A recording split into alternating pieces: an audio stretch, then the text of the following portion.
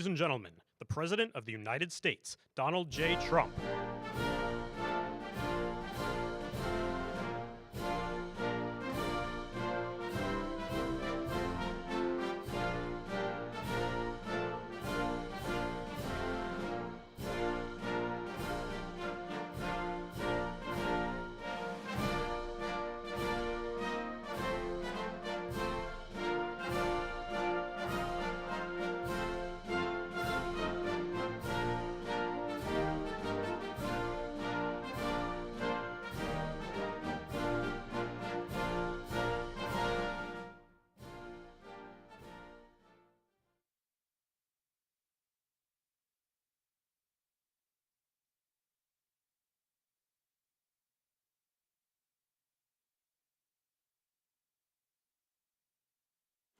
By far, I would say, and we're doing tremendous things. Our country is doing very well. You saw the numbers that got released today, yesterday.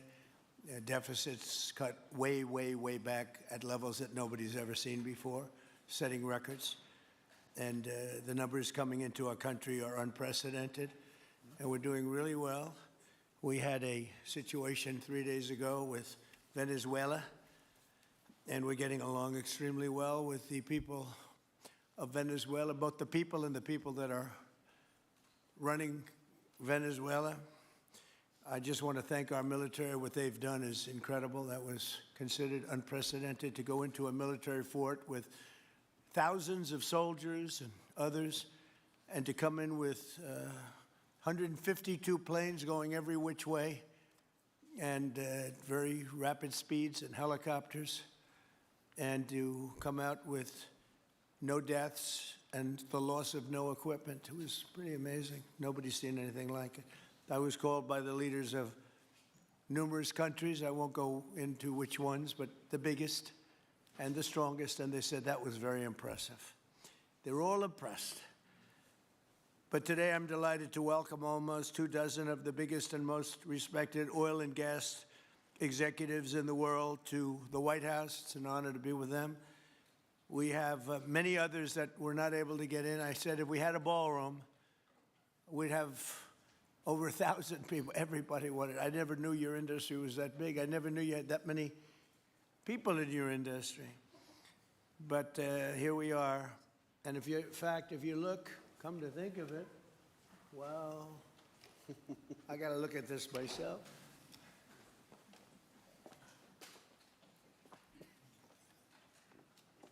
Wow. What a view. This is the door to the ballroom.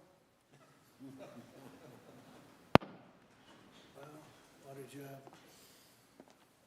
Unusual time to look, but I figure we might as well do it. If the fake news would like to go back and take a look, you can, but you'll see a very big foundation that's moving. We're ahead of schedule in the ballroom and under budget. It's going to be, I don't think there'll be anything like it in the world, actually. I think it'll be the best. We went from, this is, as you know, our biggest room, which would seat 100 for dinner, maybe, if you're lucky, if you're nice and tight.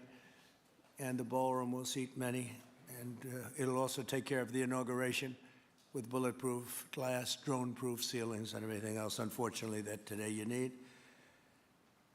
So we're going to discuss how these great American companies can help rapidly rebuild Venezuela's dilapidated oil industry and bring millions of barrels of oil production to benefit the United States, the people of Venezuela, and the entire world.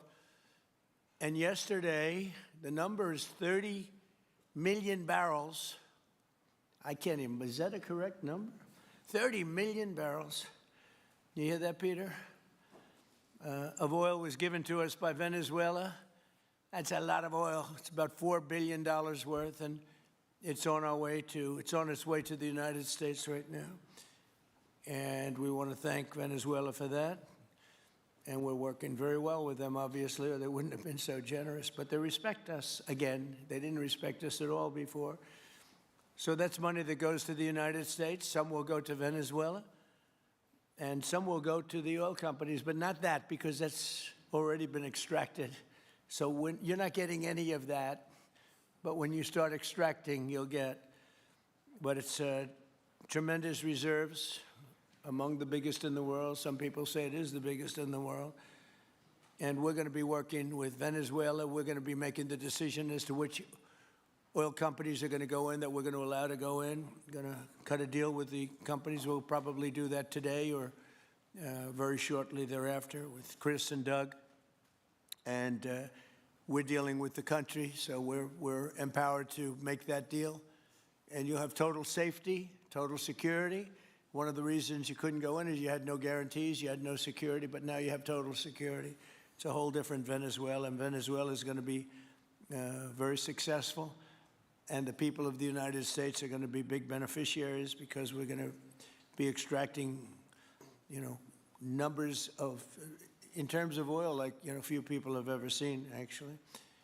So you're dealing with us directly. You're not dealing with Venezuela at all. We don't want you to deal with Venezuela. Let me thank Vice President J.D. Vance, who's doing a fantastic job. Secretary of State Marco Rubio, likewise, a fantastic job. I have good people. I like them better than my first group. But we had a great, despite that, we had a great first term. We had some great people there, too, by the way. But we had a great first term. We had the greatest economy in the history of our country in the first term, but this is blowing it away. And you haven't seen anything yet. Everyone's been shocked by the numbers, 5.4% GDP. And that's despite the fact that we were badly hurt by the Democrat shutdown, of which they'd like to see if they could shut it down again. Secretary of the Interior, Doug Burgum, who's fantastic. Secretary of Energy, Chris Wright, recommended by Doug as being the greatest oil man anywhere in the world, because I wanted Doug for that job, energy, and Doug said, no, sir, there's a man named Chris Wright. I said, who the hell is Chris Wright? He said he's the most talented oil man anywhere in the world. I doubt you can get him, because typically oil men make a lot of money, and women. They make a lot of money, but Chris came. You took one of the greatest salary cuts probably in history, Chris, right? But he's a fantastic person, loves our country, and many other important members of this team.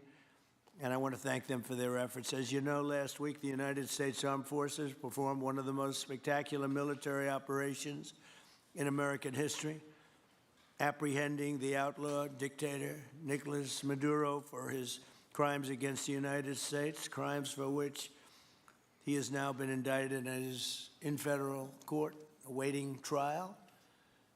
And he killed many people, millions of people, actually, and allowed jails, prisons, mental institutions, insane asylums, drug dealers, drug addicts to pour into our country totally unchecked because of Sleepy Joe Biden's policy of open borders, the stupidest thing I've ever seen. We're getting them all out. The departure of Maduro makes it possible an incredible future for both nations, Venezuela and the United States, in which we will more closely integrate the economies of two major energy powers in the Western Hemisphere. Energy coming out of Venezuela was very small. One of the things the United States gets out of this will be even lower energy prices. We have people now getting gasoline for $1.99, $1.96, $1.95, $1.92 yesterday, somebody. And it used to be $3.50, $4, $5 a gallon. Think of that, $1.99. Decades ago, the United States built Venezuela's oil industry at tremendous expense with American skill, technology, know-how, and dollars. But those assets were stolen from us, and we had presidents who did nothing about it.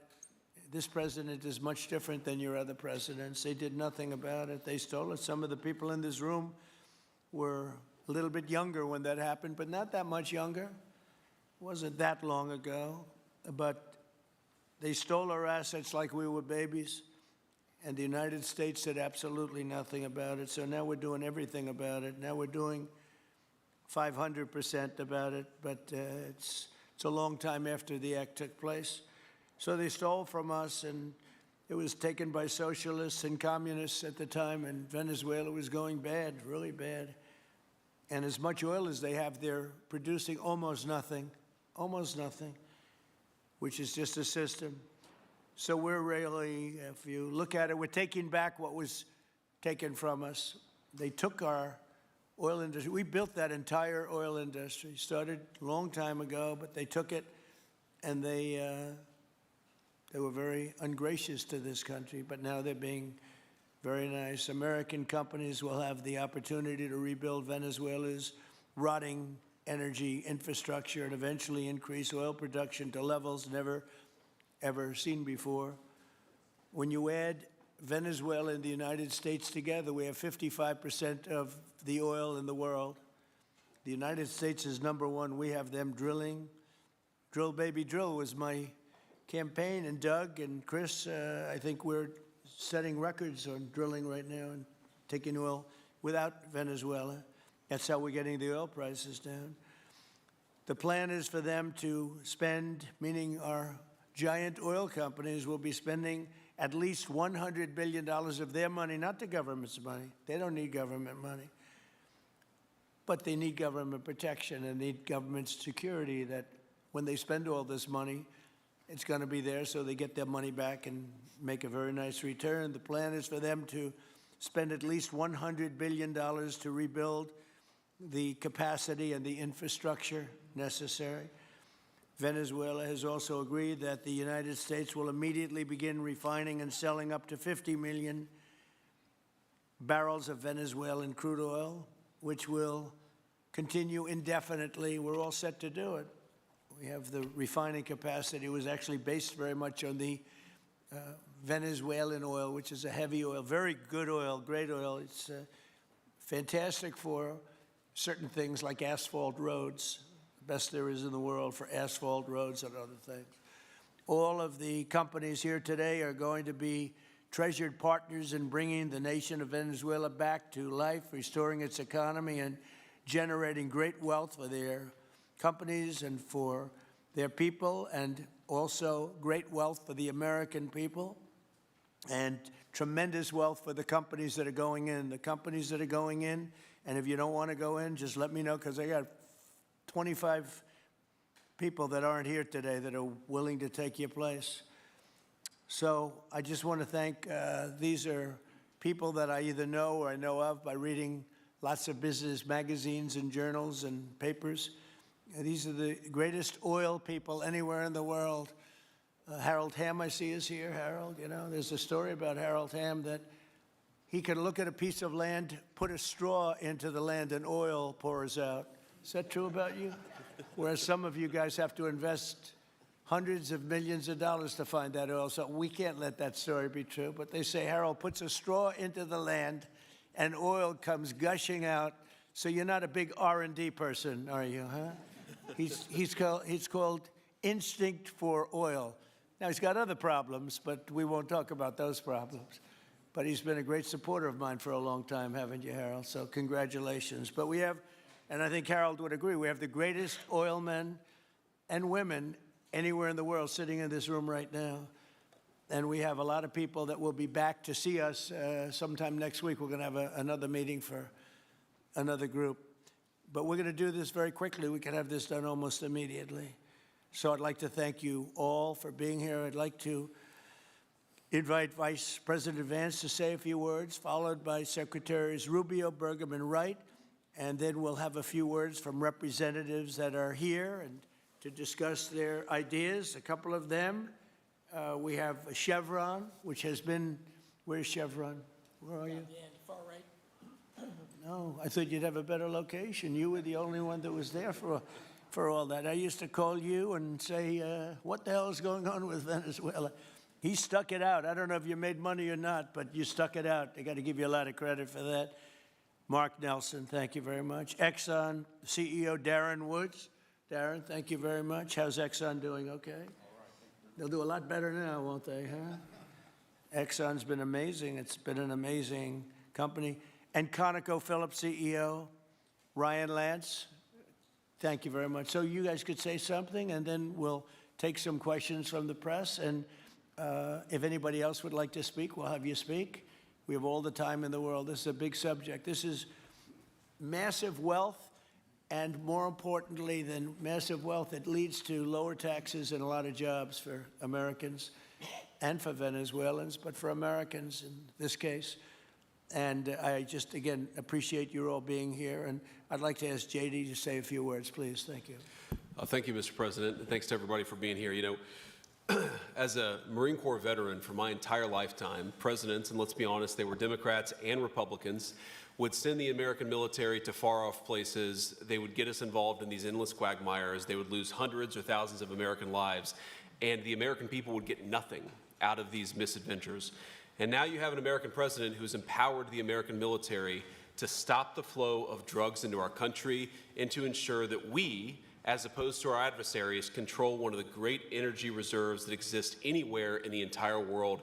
And he did it without losing a single American life in the process. It was an amazing operation. It's going to make our country richer. It's going to make our country more powerful. It's going to make our country safer. And it's going to lead to the decline, the further decline of drug overdose deaths in the United States of America. An amazing thing, and I'm happy to be here to talk about how we can make it an even bigger and better operation for the American people. Thank you, sir. Thank you very much. Marco? Thank you, Mr. President. And I think this is a reminder that everything this president does, everything President Trump does is with the American people in mind. It was not in the national interest or national security of the United States and of our people to have in our own hemisphere a country, not just with vast energy reserves, but controlled by an indicted narco-trafficker who flooded our country with illegal immigration, including drug gang members, openly cooperated with drug gangs, and by the way, stole the wealth of that country to fund a repressive regime and also benefit adversaries such as Iran. All of that is now changing. As part of this process, the first phase, of course, is the phase we're in now, which is the stabilization phase. We do not want to see destabilization in the country. We're working very cooperatively with the interim authorities there to provide a market for the sale of the wealth of Venezuela in such a way that benefits the people, both of the United States, but also the people of Venezuela. And as a reminder to everyone, the president announced this just 2 days ago. Every penny, everything they buy with the money that they're making from the oil now, Mr. President, will be bought from America. And that includes everything from equipment for the oil industry to food to medicine and everything in between. The second will be a phase of recovery, and then some of these phases will interlap, and that is to have a normal economy again where the money goes to the benefit of people, not the benefit of our adversaries or the benefit of elements in that country and around the world that are against our interests, at the same time as a process of reconciliation has to happen internally among the different sectors of society and politics and the like.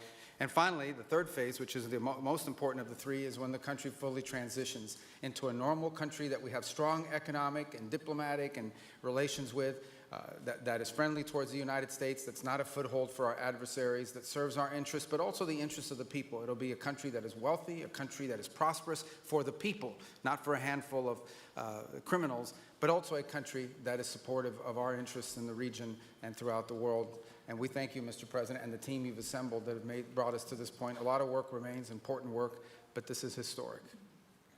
Okay. Thank you very much. Doug? Well, Mr. President, I want to thank you for your leadership, not just as President, but as Commander-in-Chief. The boldness, the execution, the breathtakingly precise work that you've delivered both in Iran back in June and here has changed the field for the whole world. And you always ran about the idea of peace and prosperity. And in Venezuela, as you know, this was a playground for every bad actor in the world. We had Russians, Iran, terror groups, all of them profiting from this criminal organization that was pretending to run the country. That makes America safer. You've secured the border, we're stopping the flow of drugs, and now with the normalization of relationships on an economic basis, it's going to mean tremendously for the prosperity of the American people. So I just want to say again, congratulations to you and to the entire leadership team. It's been an amazing, historic week on the scale of things that we haven't seen perhaps for 125 years in terms of the U.S. Exerting its influence over Latin America in a way that's going to make a change for generations. And on behalf of all the oil executives that are here today, Chris and I want to say thank you to all of you. It's your technology, your innovation that has put America in the place where today we are the most energy dominant country in the world.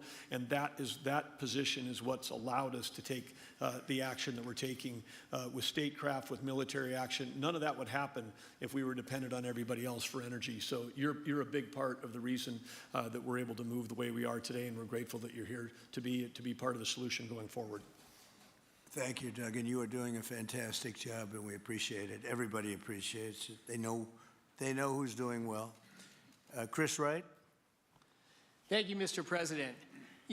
What we've seen in the last week is leadership matters and credibility matters. Venezuelan oil has been sanctioned for many years, and the oil just flew, those sanctions were not enforced. That oil just floated out trafficked by bad actors of the world.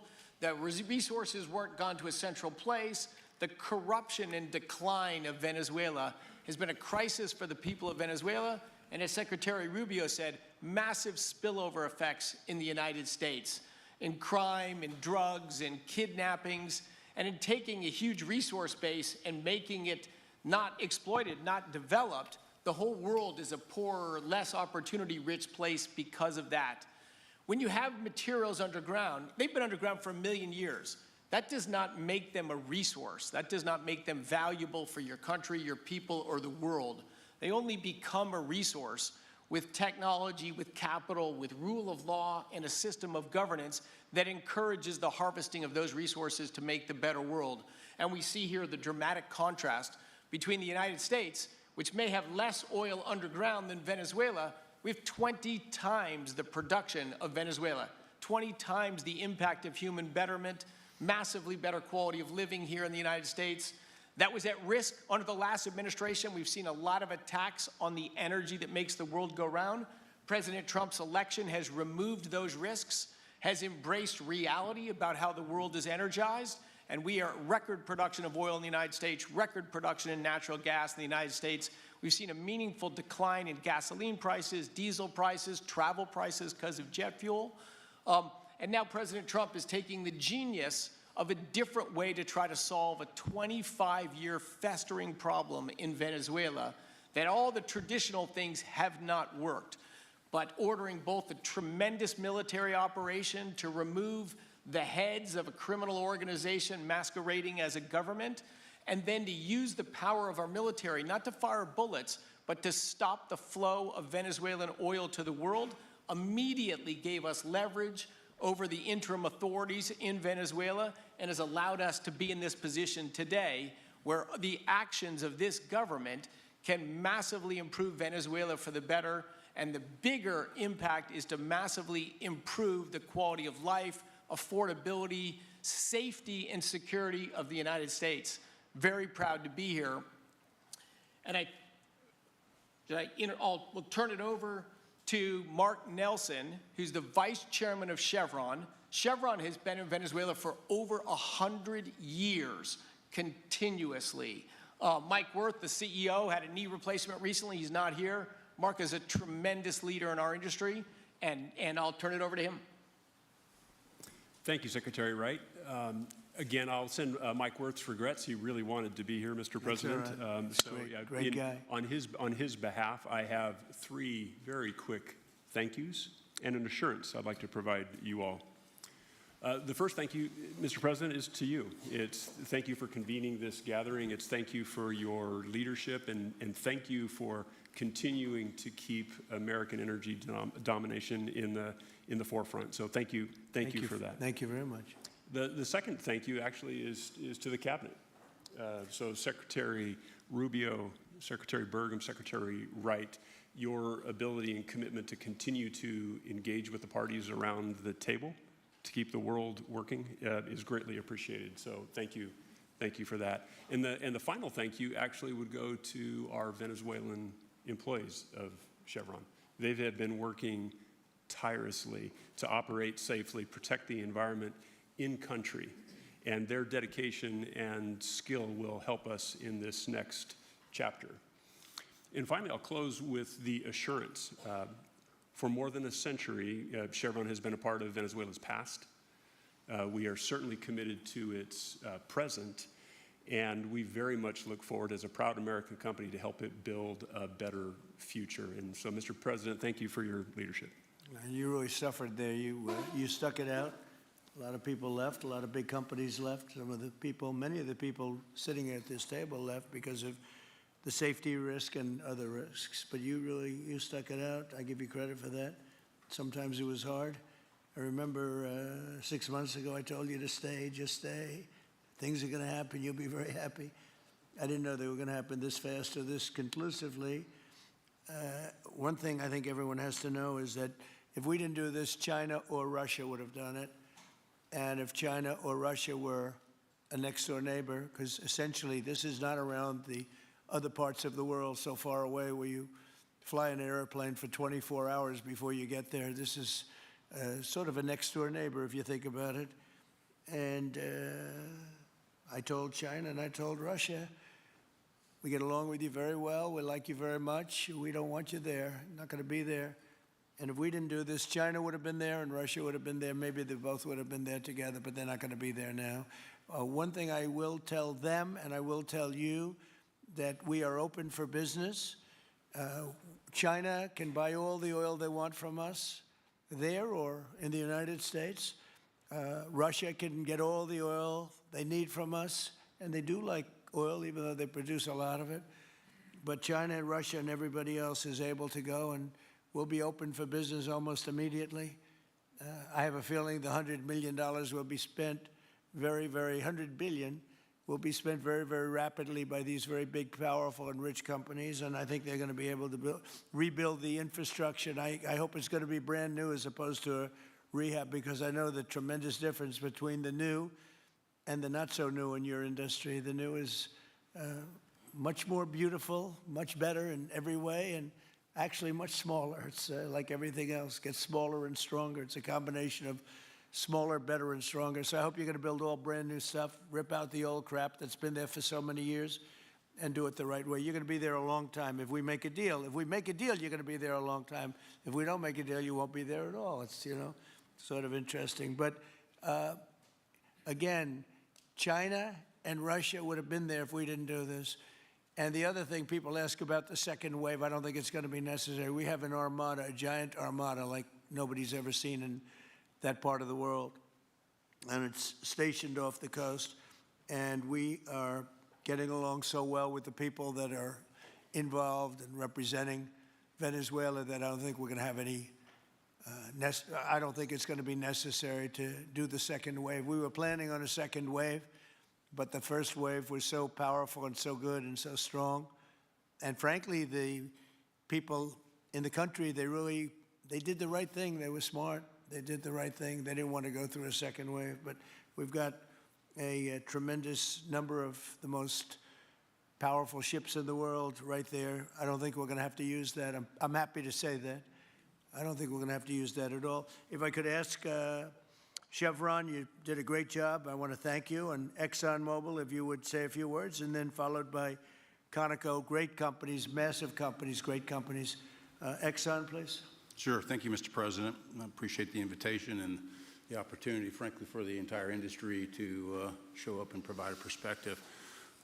Frankly, we've been kind of unresponsive to the press regarding Venezuela. I guess today's the opportunity to address the press directly with respect to a number of questions that have been asked of ExxonMobil. First and foremost, obviously, is the interest that we have in Venezuela. And I think, the way I would position that, I think one of the reasons why we see many of the industry players here is we're in a depletion business for a product that is in great demand and will be in demand for many, many, many decades to come. And as a depletion business, the biggest challenge we have is finding resources. There's an opportunity in Venezuela with all the resources there is we don't have that challenge of finding, we have the challenge of developing those resources. So I think it's in the best interest of these companies and frankly society as a whole for the industry to be interested in understanding what the opportunity here represents. I'll just share a philosophy that ExxonMobil has when we enter countries, because we do business all around the world in a number of different regimes. We take a very long-term perspective. The investments that we make span decades and decades, so we do not go into any opportunity with a short-term mindset. And there's a value proposition that we have to meet. It has to be a win-win-win proposition. Obviously, it has to be a win for the company and our shareholders and to generate a return for the investments that we make. Has to be a win for the government. The resources are an important source of revenue that helps support the people of the places that we do business. And it has to be a win for the people. We have to be wanted there and to be a good neighbor. And those three things ensure a stable, long-term platform for the large investments that we make for the long term. With respect to Venezuela in particular, we have a very long history in Venezuela. In fact, we first got into Venezuela back in the 1940s. We've had our assets seized there twice. And so you can imagine to re-enter a third time would require some pretty significant changes from what we've historically seen here and what is currently the state. If we look at the legal and commercial constructs and frameworks in place today in Venezuela, today it's uninvestable. And so significant changes have to be made to those commercial frameworks, the legal system. There has to be durable investment protections, and there has to be a change to the hydrocarbon laws in the country. We're confident that with this administration and President Trump working hand in hand with the Venezuelan government, that those changes can be put in place. And with respect to the Venezuelan government, that perspective we don't have a view on. We haven't talked to the Venezuelan government, and obviously we have yet to assess the people's perspective with respect to ExxonMobil entering the country. In the short term, there are things that can be done while these longer-term issues are being worked. For us, we haven't been in the country for almost 20 years. We think it's absolutely critical in the short term that we get a technical team in place to assess the current state of the industry and the assets, to understand what would be involved to help the people of Venezuela get production back on the market. With the invitation of the Venezuelan government and with appropriate security guarantees, we are ready to put a team on the ground there. We also have a integrated set of capabilities from production to refining to trading, and I think we can be of assistance to getting the Venezuelan crude to market and realizing a market price to help, again, with the financial situation in Venezuela. So those are my short-term perspective that I have. I'd say maybe close with a thank you, Mr. President, for the work that you've done to secure not only the national security, but the energy security of the region. And then thank you, Secretary Rubio, Secretary Wright, Secretary Burgum, for your leadership in this matter. Thank you. How long would it take you, Darren, as Exxon to, if we make a deal, how long would it take you to get in there and get started? Well, the first step, this technical team, as I talked with Secretary Wright earlier this week, we started from the beginning to put the team together so that if and when it was needed, we could hit the ground almost immediately. So we can hit the ground within the next couple of weeks, start the assessment. And then from there, we need to understand. That's what we want. We want speed and quality. That's what we want. Thank you, Darren. And Conoco, Ryan? Thank you, Mr. President. Appreciate the opportunity to be here, too. And you've assembled a great team. And our congratulations as well for removing one of the terrible people in the world and bringing them to justice. It was quite amazing. I think you've given hope to the people of Venezuela again, which I think is quite remarkable. And we've been on the other end of that despot regime a long time. Our assets were expropriated. I had a little bit more hair when that happened. And, you know, I think we're the largest non-sovereign credit holder in Venezuela today. So we're in a bit of a different situation, but I think your big and bold idea to use energy commerce instead of conflict is something that could make a real big difference in Venezuela. And our company certainly stands ready to help in that endeavor. Encourage you to continue to think bigger and even bolder. And we've had some discussions with your energy team about that as well. As we think about the other people that need to be in this room and in this discussion are the banks, and including probably the Exim Bank, as we think about how the debt needs to be restructured and the financing to deliver the billions of dollars that are required to restore their energy infrastructure. And I think as we think that big and bold, we need to be also thinking about even restructuring the entire Venezuelan energy system, including PDVSA. And I think if we can do that and think bold, there's an opportunity to be quick, fast, and restore the quality of what's happened in Venezuela, or what's been lost in Venezuela over the course of the last 25 years. So thank you for this opportunity. Well, thank you very much, and you'll get a lot of your money back. We're going to start with an even plate, though. We're not going to look at what people lost in the past, because that was their fault. That was a different president. You're going to make a lot of money, but we're not going to go back. You left a lot of money behind, I guess, huh? What number? 12 billion. How much? 12 billion? Well, it's a good write-off. It's already been written off. It's been written. All right, thank you. You'll make it back one way or the other. You're all going to do very well. I think really very well. Marco just gave me a note. Go back to Chevron. They want to discuss something. Go ahead. I'm going back to Chevron, Marco. Thank you, Marco. Go ahead. Was there a question, Mr. President? Yes, go ahead, Marco. What are you saying here? Mark, Oh, big Mark, if you increase, can yeah. update us on operations in the ground and with the appropriate approvals, what you might be able to achieve in the next 12 to 18 months, give us a little view from the ground. You bet, you bet. So today, Chevron has 3,000 employees in 4 different joint ventures in Venezuela today. And over the past 5 to 7 years, they've taken production from about 40,000 barrels a day to 240,000 barrels a day, essentially getting those facilities and that equipment up to standards that would be something that people in the room would be more accustomed to. Given the work we've done with Secretary Wright and Secretary Burgum and even Secretary Bessent, I think we have a path forward here very shortly to be able to increase our liftings from those joint ventures 100%, essentially effective immediately. We are also able to increase our production within our own disciplined investment schemes by about 50% just in the next 18 to 24 months. And that's just leveraging what's on the ground. So to Secretary Rubio's comments about phase 1, this is taking the momentum of improvements we've already made there locally and building on those and creating more momentum for the people of Venezuela. Do you think you have an advantage being there? You've been there by the skin of your teeth. It's been tough for you to be there. But do you think you have an advantage over the other people in this room by the fact that you are there? Yeah, I think there are, Mr. President, I think there would be days where it didn't feel like an advantage, and there are days where it does feel like an advantage. But having people on the ground today that care desperately about the people of Venezuela and know how to operate the assets that are there is a definite advantage today. Would you say the best locations are available, or would you say the best locations are already sort of worked, even though they're in very bad shape? The Well, best locations for finding oil, the best locations for oil. There are more opportunities than not, Mr. President. With 300 billion barrels of reserves and resources in country, there are lots of opportunities for many companies. Will you be building new, or will you be using the old infrastructure that you have?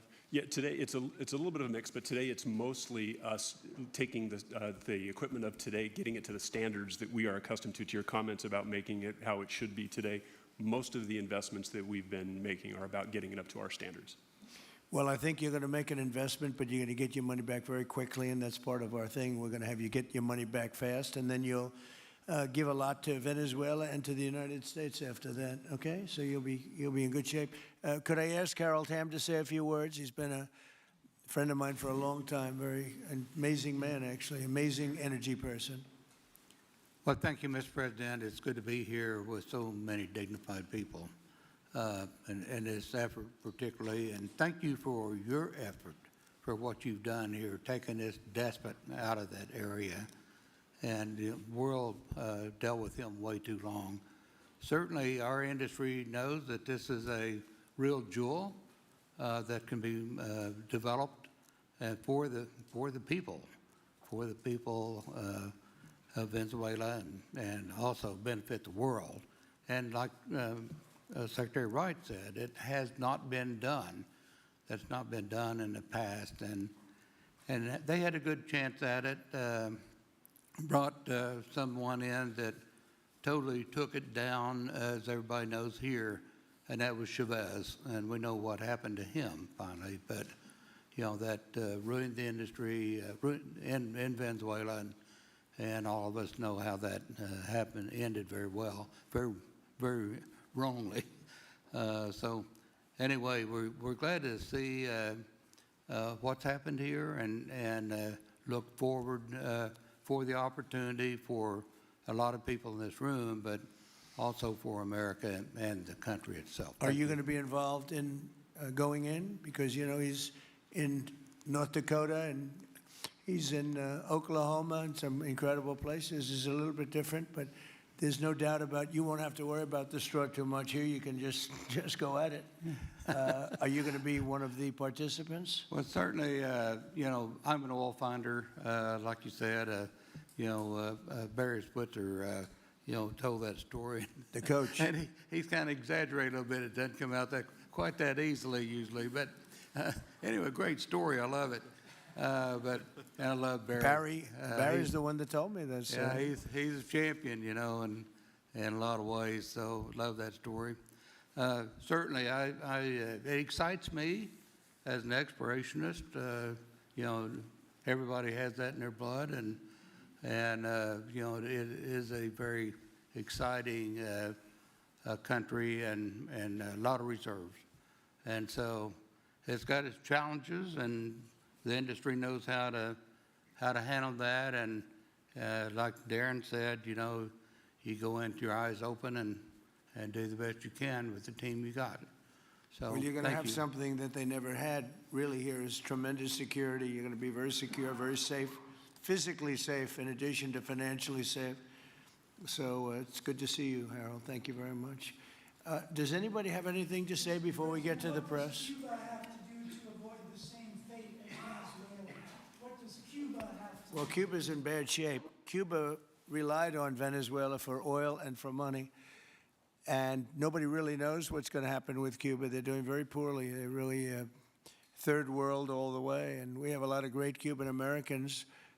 And I would say Marco fits very solidly into that category. And I might ask you to say a few words about, we were discussing it before, Cuba is a very different, they don't have energy, they don't have oil, but they would live off of the oil from Venezuela. And what they do have is very strong people and very powerful people militarily, and they would protect the people running Venezuela, and they would take in a lot of money from Venezuela. Now they don't have that. They won't be taking in any money. So, Marco, what do you think?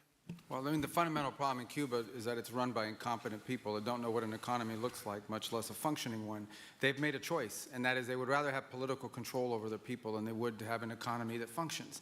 And they've gotten away with it for 60-something years because they've had donors, the Soviet Union, and now most recently Venezuela. But that's now gone. So the people in control in Cuba have a choice to make. They can either have a real country with a real economy where their people can prosper, or they can continue with their failing dictatorship that's going to lead to systemic and societal collapse. So it's a very stark and dramatic choice, and it's one we hope they make the right one. We don't have an interest in a destabilized Cuba, but that would be their fault because they refuse to allow the people of Cuba to have either economic or political freedom for that matter. And you have a lot of people in this country that want to go back to Cuba and help Cuba. A lot of people have left, you know, they came in penniless, they didn't have anything, and they become very rich people in our country, and they want to very much go back and help Cuba. So that's something that Cuba has that a lot of other places don't have. Peter? President Trump, thank you. I do want to ask you about Minnesota, but first, just more on topic. President Zelensky said that he was watching with the rest of the world as you made this order to go and capture Nicolas Maduro. And he said, if that's how it works with dictators, then the United States knows what to do next. Sounds like he wants you to go and capture Vladimir Putin. Would you ever order a mission to go and capture Vladimir Putin? Well, I don't think it's going to be necessary. I think we're going to have I've always had a great relationship with him. I'm very disappointed. I settled 8 wars. I thought this would be in the middle of the pack or maybe one of the easier ones. And I don't know if you know, Peter, the last month, they lost 31,000 people, many of them Russian soldiers, and the Russian economy is doing poorly. I think we're going to end up getting it settled. I wish we could have done it quicker because a lot of people are dying, and mostly soldiers. You know, they get hit in Kiev and they get hit a little bit here and there, and people are dying there too. But largely, it's the soldier population. When you have 30,000, 31,000 soldiers dying in a period of a month, 27,000 the month before, 26,000 the month before that. That's bad stuff. So, as you know, President Biden gave $350 billion to Ukraine to fight, and we would never get that back, although I did make a rare earth deal to get it back, so we will be getting it back, but shouldn't have done that. It was a bad thing to do. I will say that right now, because I was able to get NATO to up GDP from 2% to 5%, NATO's got a lot of money, and they're paying for everything. We're not losing any money. We're making a lot of money, I guess, if you think of it, because we're selling them military equipment. They're probably giving it to Ukraine. But we're selling them to NATO military equipment. We're getting full price and all of that. But that's not a big deal to me. What is a big deal is stopping a war where 30,000 people are being killed every single month. On Minnesota, the vice president yesterday suggested that Renee Good, who was killed by this ICE officer, was part of a broad left-wing network. What has your team told you about this broad left-wing network? Who is in charge of it? Who's part of it? What's it called? Well, I haven't seen the vice president's statement, but he's generally very accurate. I hate to say. Look, I watched that yesterday, and there were a lot of different forms to it. But there was a woman screaming, "Shame, shame, shame, shame." She was a agitator, probably a paid agitator, but in my opinion, she was an agitator, a very high-level agitator, so professional. She wouldn't stop screaming. I said, this isn't a normal situation. This is a professional troublemaker, because you heard it and I had it. Now, I will say this. The news sort of turned her down, turned her off, because you're trying to watch. She was so loud and so crazy and just not normal. When somebody sees something like that, they don't go screaming and the same words. So I guess you could say professional, but I didn't think she did a very good job. You have agitators, and we will always be protecting ICE, and we're always going to be protecting our Border Patrol and our law enforcement. Yeah. In your conversations with these oil executives today, did you provide any security guarantees so that they can do their work safely in Venezuela? Yeah. And separately, Mr. President, they will have those guarantees, yes. And separately, Mr. President, I'm curious in terms of the future of Venezuela. Do you see Venezuela, now led by Delcy Rodriguez, as an ally of the U.S.? Is that the way that you view that country right now? Well, right now they seem to be an ally, and I think it'll continue to be an ally. And we don't want to have Russia there. We don't want to have China there. And by the way, we don't want Russia or China going to Greenland, which if we don't take Greenland, you're going to have Russia or China as your next door neighbor. That's not going to happen.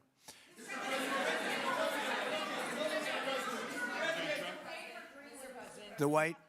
Mr. President, thank you. You just said that these companies would have security guarantees if they go in on the ground in Venezuela. They will have. And what is your plan there actually for these companies and those Americans who are going to be on the ground working for these companies? Well, there are going to be Americans. I assume they're going to be using a lot of Americans, but they're going to be using a lot of people from Venezuela and other places, I would imagine. But I would think that mostly they'll be using Venezuelan workers. They have a lot of great workers. They have a very high unemployment rate, and they have workers that are very familiar with taking oil out of the ground. Yeah. How long do you think the Ayatollah will be in power after what we've seen play out on the ground there? When is the U.S. going to get involved now that reports of protesters being killed on the ground? So Iran's in big trouble. It looks to me that the people are taking over certain cities that nobody thought were really possible just a few weeks ago. We're watching the situation very carefully. I've made the statement very strongly that if they start killing people like they have in the past, we will get involved. We'll be hitting them very hard where it hurts. And that doesn't mean boots on the ground, but it means hitting them very, very hard where it hurts. So we don't want that to happen. There have been cases like this where President Obama totally backed down. But this is something pretty incredible that's happening in Iran. It's an amazing thing to watch. They've done a bad job. They've treated their people very badly, and now they're being paid back. So let's see what happens. We're watching it. We're watching it very closely. Go ahead, please. Thank you so much, Mr. President. Yes, go ahead. Thank you so much, Mr. President. Do you have any comments in reaction to the recent attacks by the Syrian government alignment groups against U.S.-backed Kurdish forces in Aleppo, Syria, which killed dozens of civilians and displacing many families? Does your administration bring peace between the Kurds and the Syrian government? I want to see peace, yes, I do. The Kurds and the Syrian government, we get along with both, as you know very well. They have been natural enemies over the years, but we get along both, and we want to see Syria succeed. And so far, I think they are succeeding, but this is just breaking out, and we want to see that stopped. Go ahead, please. Colombia, Gustavo Petro, in a few weeks. Do you hope this meeting with Gustavo Petro marks a new chapter, a new beginning in the benefit of the Yes, you U.S. said and Colombia what country? relations? What country? Colombia, with the president of Colombia, Gustavo Yes, Petro, your I had meeting. a very good talk with him yesterday, and he's been very hostile to us and to the nation and to me, called me a dictator and lots of other things. Called Biden some terrible names, far worse than he called me. But he called yesterday through people, and he wants to meet, and that's fine with me. I've made up with people also, So we're going to have a meeting with him. We had a very good conversation. The people of Colombia are incredible people. Marco would know that better than anybody because he's married to a woman from Colombia. And I don't mean Columbia University. That would be, I'm not sure. I think I like Columbia, the country, better, if you want to know the truth. The people are, hold it. The people are great people. I look forward to meeting with them. We're going to meet in the very near future. President of Venezuela here in the White House. Would you greet her to discuss the fate of the oil? Yeah, well, I'm going to meet a lot of people, and we're going to meet, we meet a lot of people. When you end 8 wars, you get to know a lot of people, and I think it's very important. As an example, we have over $18 trillion, think of it, $18 trillion coming into our country. A lot of that's coming in from foreign countries like Saudi Arabia and Qatar and UAE and others. And I get to meet a lot of people, but I will be meeting with various representatives of Venezuela, probably pretty soon. We haven't set that up. But the relationship that we have with the people that are currently running Venezuela is very good. We also have a young lady that received the Nobel Peace Prize. She's going to come in and pay her regards to our country, really, to me. But, I'm a representative of the country, nothing else. And she's coming in sometime next week, I think Tuesday or Wednesday, and we'll see how that is. But no, we're dealing with the people from Venezuela. We're dealing with them very well. I think they've been very smart in the way they've dealt with us, frankly, because that whole place could have been obliterated with one more strike, and we didn't want to do that.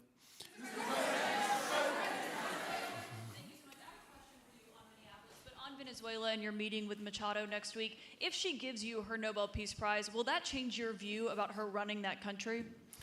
Well, I have to speak to her. I'm going to have to speak to her. She might be involved in some aspect of it. I will have to speak to her. I think it's very nice that she wants to come in, and that's what I understand the reason is, because Norway is very embarrassed by what took place. They're getting decimated. Look, whether people like Trump or don't like Trump, I settled 8 wars, big ones, some going on for 36 years, 32 years, 31 years, 28 years, 25 years, some just getting ready to start, like India and Pakistan, where already 8 jets were shot out of the air, and I got it done in rapid order without nuclear weapons.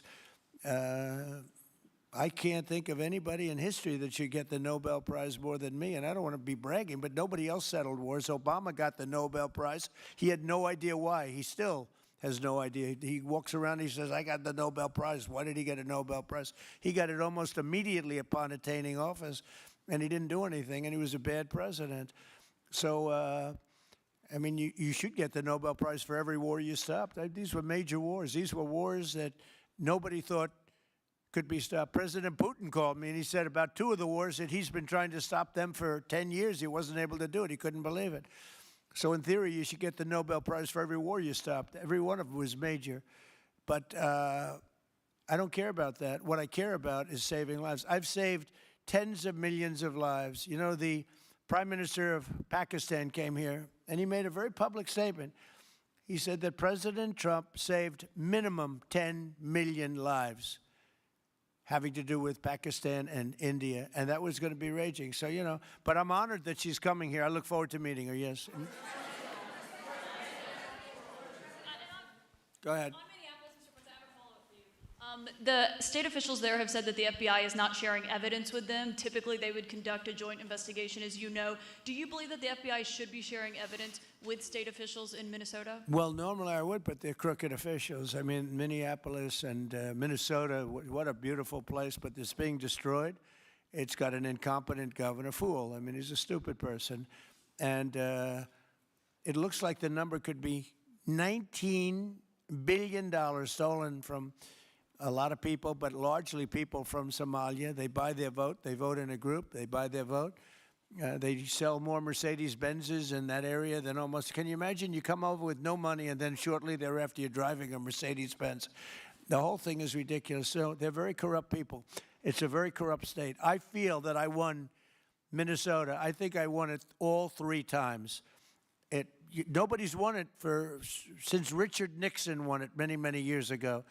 I won it all 3 times, in my opinion, and it's a corrupt state, a corrupt voting state, and the Republicans ought to get smart and demand on voter ID. They ought to demand maybe same-day voting and all of the other things that you have to have a safe election. But I won Minnesota 3 times, and I didn't get credit for it. I did so well in that state every time. The people were crying every time after. That's a crooked state. California is a crooked state. Many crooked states. We have a very, very dishonest voting system. The last time I won, 24, the one that just took place, I won because it was too big to rig. You couldn't rig it. It was too big. But I won the state of Minnesota. It's a corrupt voting system with an incompetent governor, a very incompetent governor. And by the way, he's a very corrupt governor, too. Go ahead. I have a question on Iran, but first, very quickly on Venezuela. How do you provide total security guarantees to these companies without putting U.S. boots on the ground? Well, we're going to work with the Venezuelan leaders and people, and we're going to have a very safe group. And they're going to also bring over some security with them. You know, these are not babies. These are people that drill oil in some pretty rough places. I could say a couple of those places make Venezuela look like a picnic. These people around the table, these are tough people.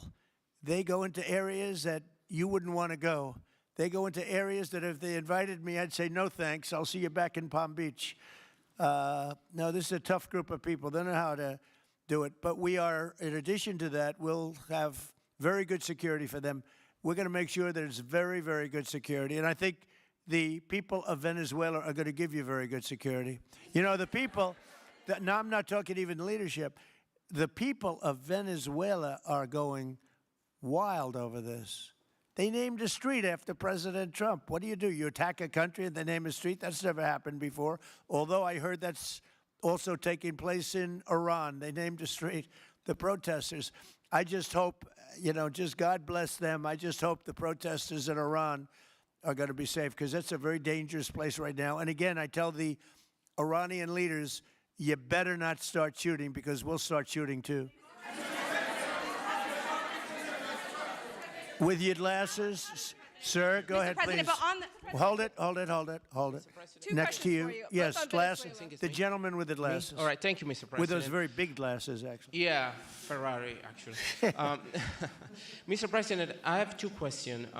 What do you want the European Union to do in Ukraine? The European leaders seem pretty divided on Ukraine.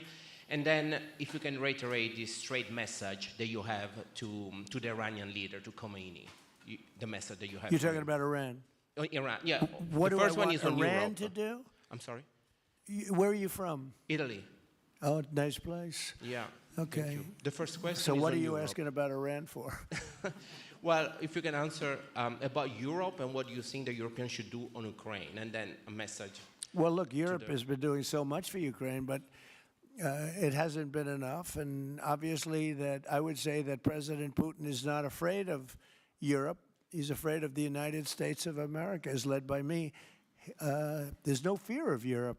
You know, Europe's fallen behind. And Europe, and J.D. said it very strongly, I don't know, he took a lot of heat, but I didn't give him any heat. Europe is a different place. Europe is changing. Europe has got to get its act together. I love Europe. I guess I came from Europe, essentially.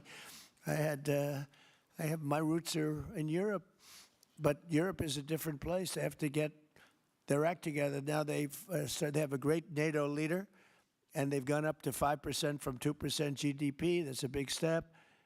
But they have to be very careful with their immigration policy, and they have to be very, because, you know, I will just say, to be nice, that there are certain places in Europe that are very important that are no longer recognizable. I'm being very nice. I'm being very diplomatic when I say that. They are not recognizable. And they have to be careful on energy because they're putting windmills all over the place and losing a fortune. They're destroying their country. They're just destroying the beautiful landscapes, the beautiful everything. They're doing, and by the way, in case you people don't know, I'm not much of a windmill person. I can proudly say, Doug, that we have not approved one windmill since I've been in office, and we're going to keep it that way. My goal is to not let any windmill be built. They're losers. They lose money. They destroy your landscape. They kill your birds. They're all made in China. And all you have to do is, you know, just about all of the windmills are made in China, the structures. All you have to do is say to China, how many windmill areas do you have in China? So far, they're not able to find any. They use coal and they use oil and gas and some nuclear, not much, but they don't have windmills. They make them and sell them to suckers like Europe and suckers like the United States before. They are the worst form of energy, the most expensive form of energy, and in 8 years they're rotted out anyway. Go take a look at Palm Springs, California, and take a look at what that looks like. It looks like a junkyard of steel. So we don't approve, and I've told my people, we will not approve windmills. Maybe we get forced to do something because some stupid person in the Biden administration agreed to do something years ago. We will not approve any windmills in this country. On Venezuela, is it ultimately more important to you to establish stability there or democracy there? Well, you're talking about maybe the same thing. I mean, you're talking about stability or democracy. I don't know. To me, it's almost the same thing. We want stability, but we do want democracy. Ultimately, it'll be democracy. Peter? I do have a policy question, President Trump, but I'm having a hard time seeing here. I see the American flag lapel pin. What is the other lapel pin on Somebody your jacket? gave me this. You know what that is? That's called a happy Trump. And considering the fact that I'm never happy, I'm never satisfied, I will never be satisfied until we make America great again, but we're getting pretty close, I'll tell you what. This is called a happy Trump. Somebody gave it to me, I put it on. Thank you. And the policy question. How much money are you thinking of giving people in Greenland to get them on board with a possible U.S. I'm not talking about money for Greenland yet. I might talk about that. But right now, we are going to do something on Greenland, whether they like it or not, because if we don't do it, Russia or China will take over Greenland, and we're not going to have Russia or China as a neighbor, okay?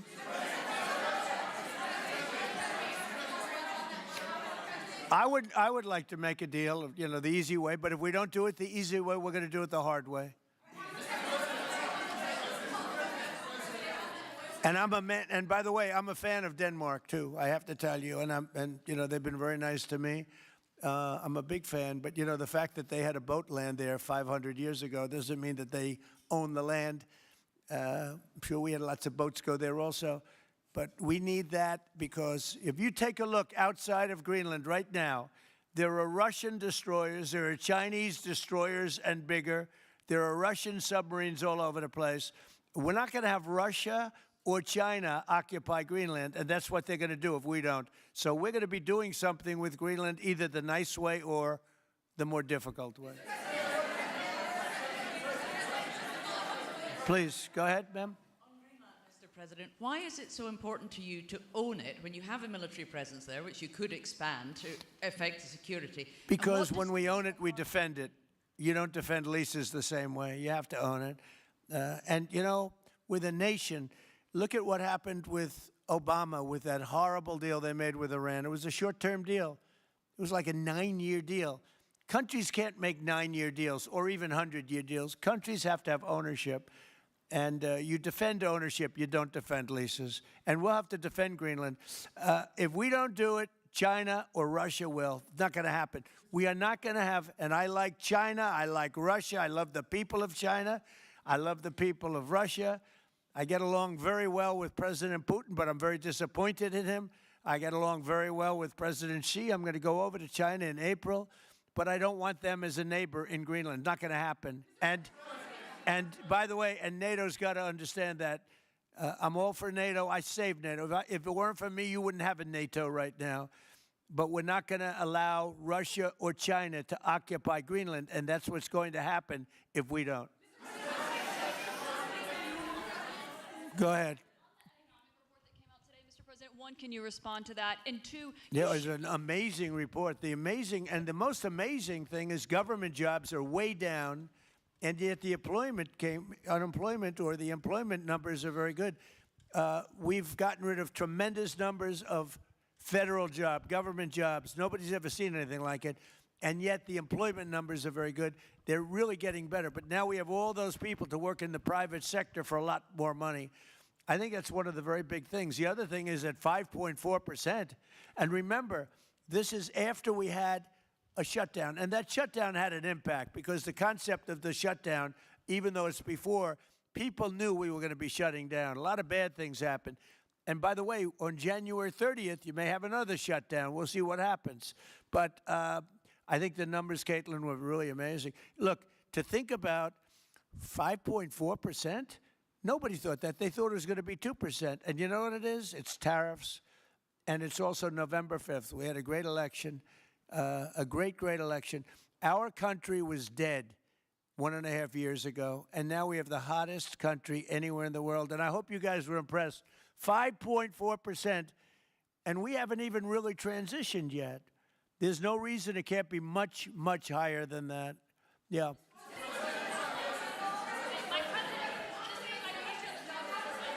first off, can you respond to the manufacturing Let's give numbers? CNN a chance. You know, they've been fighting also- so hard to get back into the mainstream. Mr. President, you posted some numbers actually on Truth Social last night. People saying you posted the job data early when you're not supposed to obviously share it till the next morning. Did you do that on purpose? No, I don't know. If they posted them, I said post them whenever you get a chance. I don't know. They gave me some numbers. When people give me things, I post them. But the numbers are amazing. Yeah, please. How does the administration plan to distribute the money from the Venezuela oil sales? Is it, obviously you say it's going to go into these controlled accounts. Yeah. Would it go back to Venezuela in a Yeah. direct payment? Is it going through these goods? How do you plan to do that? Well, And we then I have want to a make second sure question. that Venezuela can survive. You know, Venezuela needs money, and we're going to make sure that they get money, and we're going to get money, and the oil companies are going to make something for the work they do, and they're going to get back their money. We're devising a formula, but it won't be so much of a formula. It's going to be what they need. We're going to take care of what they need. There'll be plenty left over. We're going to have a lot of money left over. And the money left over is going to the United States of America, and the oil companies are going to be very happy. Yeah, please. Thank you, Mr. My second question is, would the administration offer a backstop to these oil companies for like financial guarantees, some sort of backstop, if the country did destabilize again? That's a very interesting question. Using the word backstop, I haven't heard that word in a long time. That was at the Wharton School of Finance I last heard. That's a good term. We ought to use it more often. I hope I don't have to give a backstop. Look, these are very smart people, the smartest people. They're not only in oil and business. These are the biggest companies in the world sitting around this table. They know the risks. I mean, there are risks. We're going to help them out. We're going to make it real easy. They're going to be there for a long time. We're going to be there together for a long, long time. And they're going to be taking the oil, and they're going to be bringing oil prices down. They're going to make a lot of money. They're going to get their money back. They're going to be safe. The people of Venezuela are going to be big beneficiaries, and the United States of America is going to be a big beneficiary for what we've done. And you know, one other thing I might say, it's also very big for national security because, again, just like Greenland, we can't have China or Russia occupy Greenland. We can't have China or Russia occupy Venezuela. And if we didn't do what we did, China or Russia would have been in Venezuela. I think I can, where's Mr. Chevron? So let me ask you, they would have been there if we didn't do this. Do you agree with that? They certainly have a lot of economic interests in country. There's absolutely no argument about that. They were trying to be there. I mean, you know, we had a Russia, I guess sort of I call it a semi-Russian ship yesterday that we took over, and Russia decided not to defend that ship against us. It's a big movement. The ship was loaded up with oil, and we took the oil, and it came out of that port. But Russia would be there or China would be there. And we want them to be there for a different reason. We want them, do you people agree? In particular, China, they need a lot of oil. Russia doesn't need so much, but Russia was there anyway. But I assume you agree that China would like to be doing a lot of business there by buying oil. And I want to just tell President Xi and President Putin, but more so in this case, President Xi, because they do need a lot of oil. And we are open for business in the United States, and we are open for business in Venezuela, right?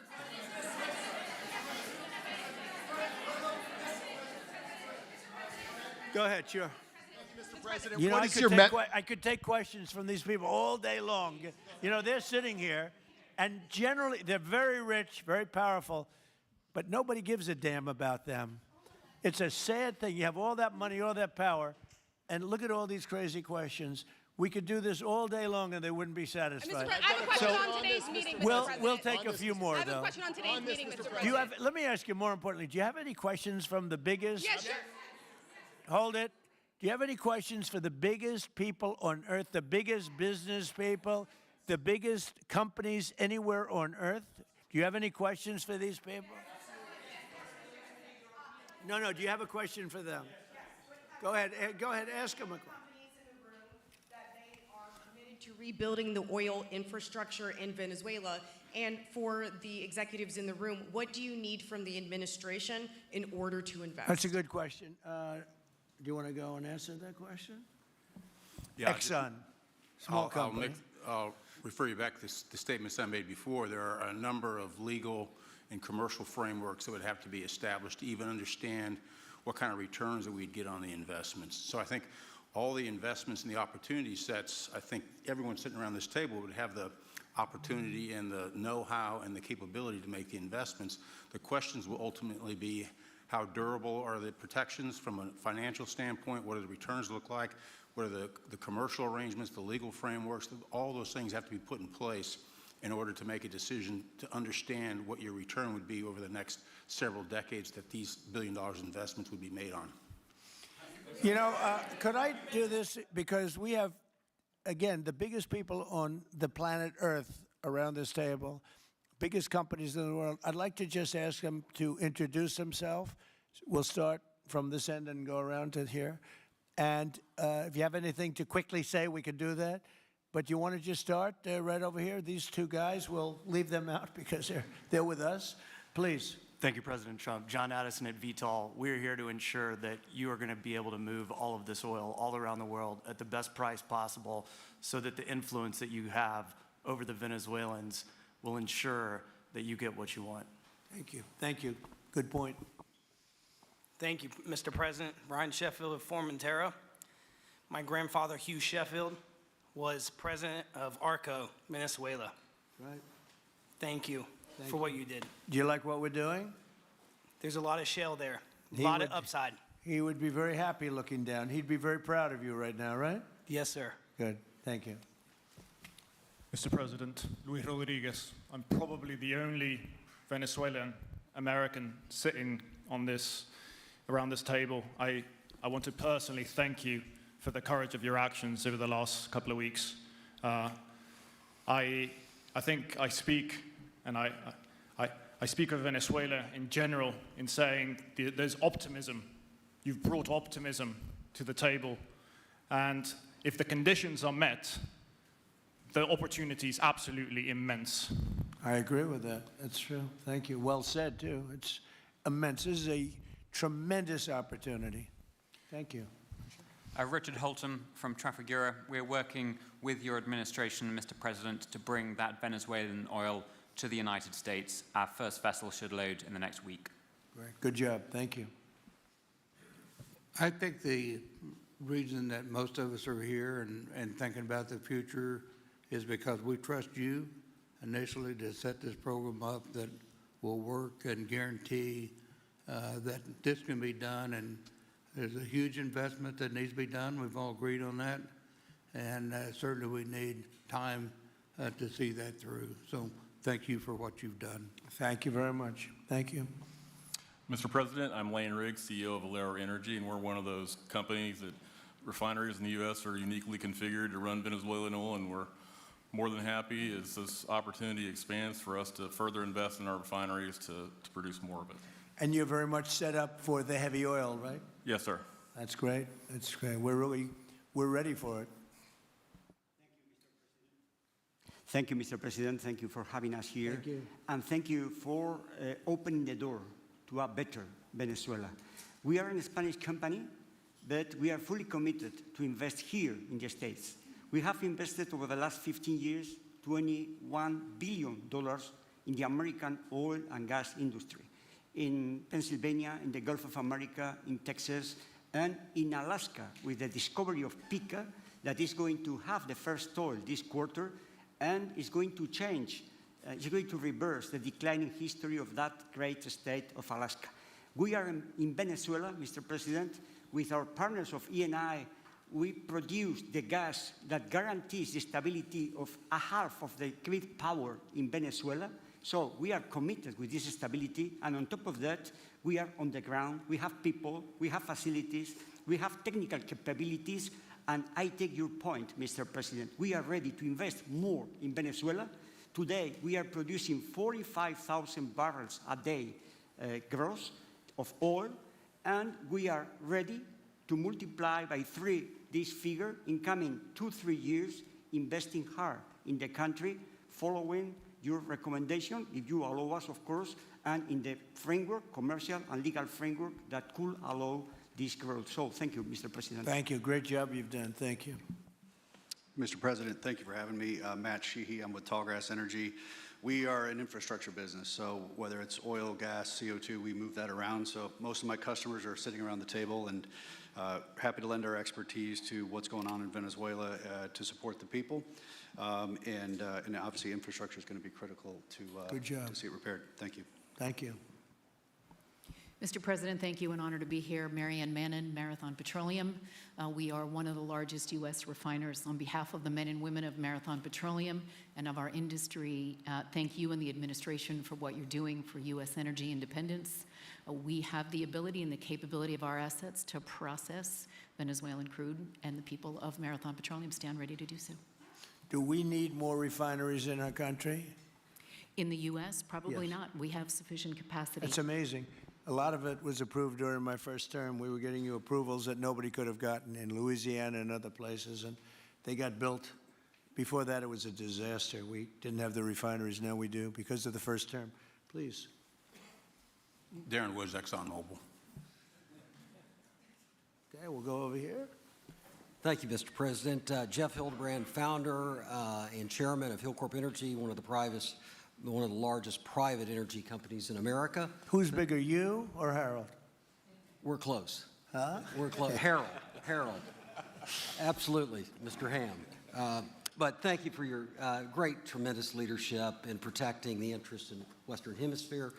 The message that you have sent to China and our enemies to stay out of our backyard is absolutely fantastic. So thank you. Thank you very much. And finally, Hillcorp is fully committed and ready to go to rebuilding the infrastructure in Venezuela. You'll go there? You'll be going?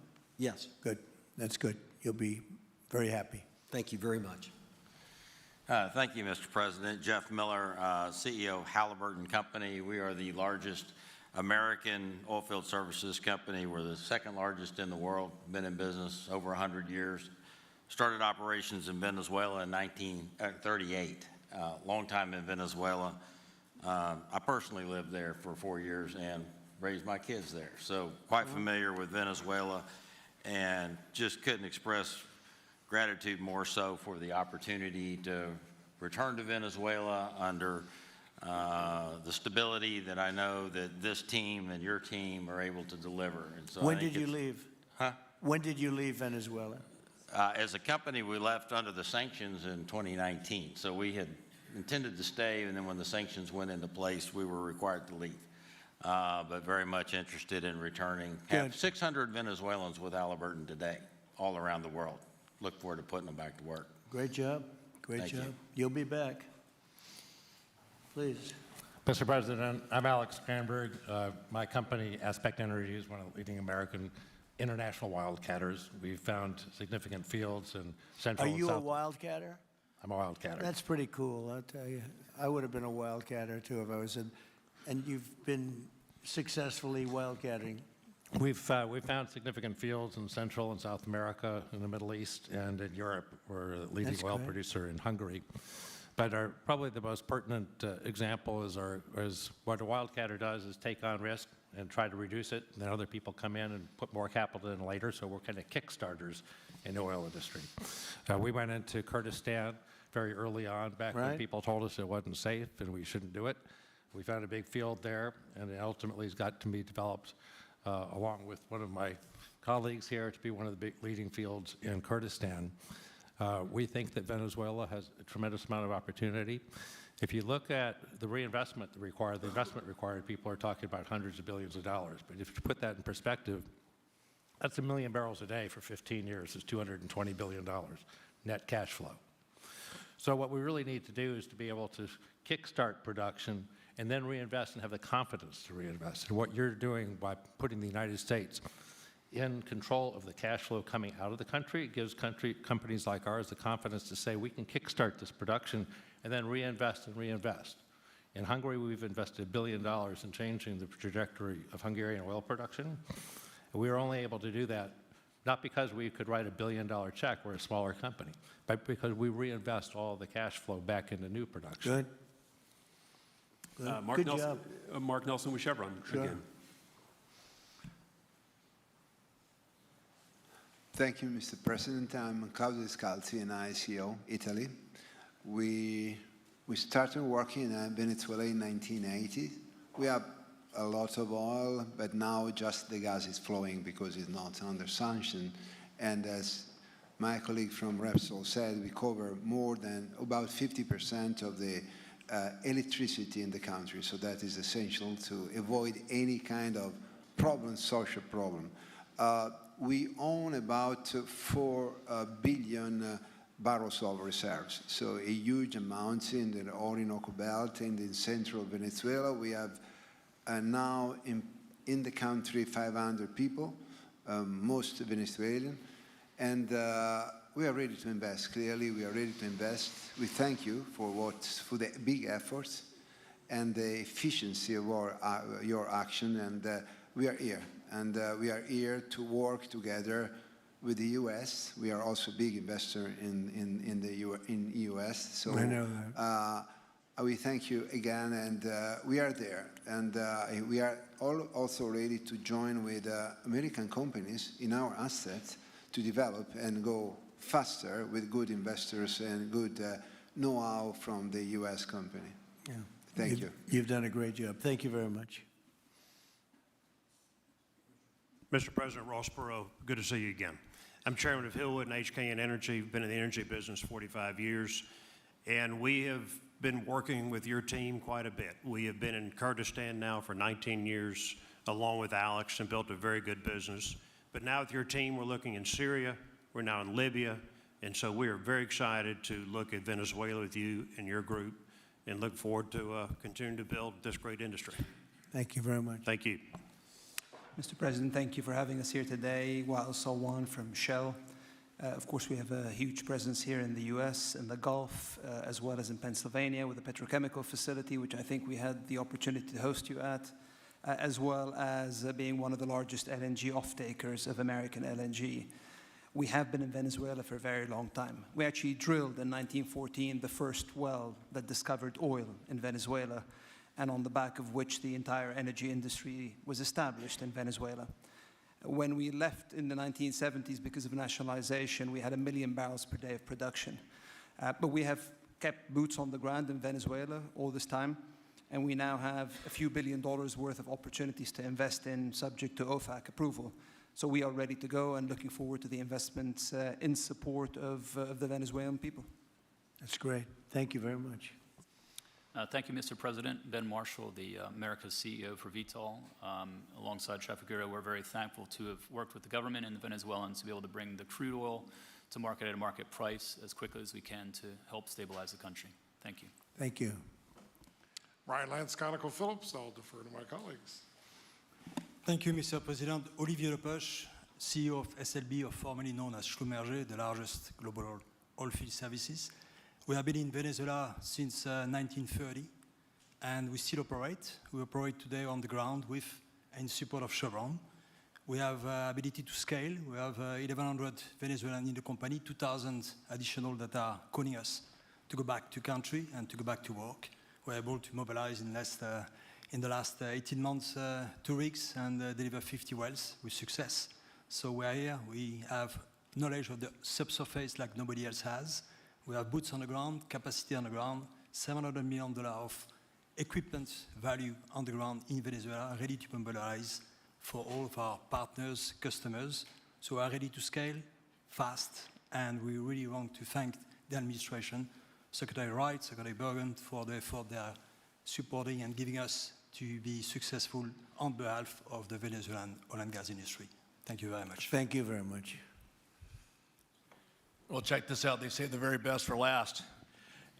And I don't have that sexy accent like this guy next to me here. Mr. President, my name's Bill Armstrong of Armstrong Oil and Gas. I'm a private independent guy. And in real estate, you were a wildcatter. So wear that motto proudly. But like you, I was my own guy. I don't have shareholders. I don't have private equity partners, but I've been drilling all over the place. In fact, I had the largest discovery in Alaska, biggest discovery in 50 years in our country. I now control 8 million acres adjacent to Venezuela, so I'm already heavily invested in the area. We share a 150-mile border with Venezuela in the countries of Aruba and Curacao, and we are ready to go to Venezuela. It is, in real estate terms, it is prime real estate, and it's kind of like West Palm about 50 years ago. Yeah. Very ripe. Yep, I agree with you. Thank you. Congratulations. Thank you. So I think what we're going to do is speak without the press to these gentlemen, see what kind of a deal we can make. We're going to get them involved. I'm going to ask Doug and Chris and some of the people that we have from the business standpoint representing our country to start talking about the confines of a deal. I have an idea what I want, what I think we should have. We have to get them to invest, and then we have to get their money back as quickly as we can, and then we can divvy it all up between Venezuela, the United States, and them. I think it's simple. I think the formula is simple. We start with a brand new plate, and it's going to be a tremendous success. I think it's going to be probably like few other things could ever be. There's so much. Venezuela's been really taken advantage of by a lot of people because they drill very little. I mean, as much as you hear they drill very, very little, very small percentage. But now that'll change, and it'll change very rapidly because these are the biggest people, and it'll change very rapidly. So if you don't mind, I'll ask the press to leave, and we will see what kind of a deal we're going to make with these geniuses, and I think you're going to come out very good. Thank you all very much. Thank you. Thank you. Thank you.